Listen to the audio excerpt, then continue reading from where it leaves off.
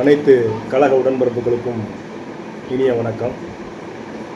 வெறும் காணொளி காட்சிக்காக நேற்று ஒருத்தர் சங்கரன்கோயில் அரசு மருத்துவமனை முன்னாடி ஒரு மைக்கை பிடிச்சி இங்கே நிர்வாகம் இல்லை, 9 to 10 மணிக்கு தான் மருத்துவமனை செயல்படுது அப்படின்னு வாய் புளித்ததோ மாங்காய் புளித்ததோங்கிற மாதிரி பேசிகிட்டு போயிருக்காங்க.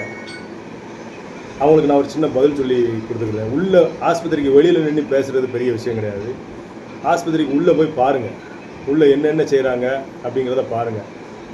மருத்துவமனை செயல்படாமலா தினமும் 6 புதிய குழந்தை பிறகு மருத்துவமனை செயல்படாமலா மூட்டு அறுவை சிகிச்சை மாற்று நம்ம டாக்டர் திறன்பட செஞ்சுக்கிட்டு இருக்காங்க.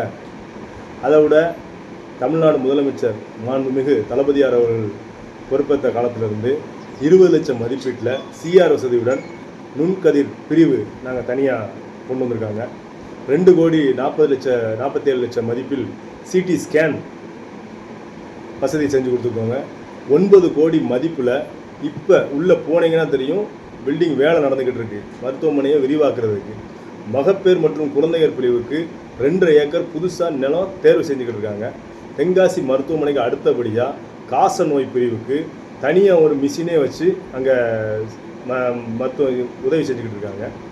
அரசு மருத்துவமனையை தென்காசி தலைமைக்கு அடுத்து சங்கரன்கோயில் தலைமையாக வைக்கிறதுக்கு பல முன்னெடுப்பு நடவடிக்கைகள் எடுத்துக்கிட்டு வந்துக்கிட்டு இருக்கோம். அவசர சிகிச்சை பிரிவு விரிவுபடுத்தியிருக்காங்க. இசிஜி மையம் கொண்டு வந்திருக்காங்க. அடுத்தாப்பில் டாக்டர் சித்தா, ஆயுர்வேதா, யோகா 3க்கும் தனித்தனி மருத்துவர்கள் இருக்காங்க. இது போக 24 மணி நேரமும் மருத்துவரும் செவிலியரும் தங்களுடைய பொது சேவையாகவே இந்த ஆஸ்பத்திரியை செஞ்சு தரம் உயர்த்தி கொண்டு இருக்காங்க. இதெல்லாம் பார்க்காம வெளியே நின்றுக்கிட்டு நீங்கள் பேட்டி கொடுத்துக்கிட்டீங்க. இந்த காணொலி காட்சி யாருக்குன்னு இப்போ நான் பதில் கொடுத்துருக்கேன். அவங்களுக்கே நல்லபடியாக புரியும். தெரியாதவங்களுக்கு நீங்கள் கொஞ்சம் எடுத்து சொல்லுங்கள். நன்றி, வணக்கம்.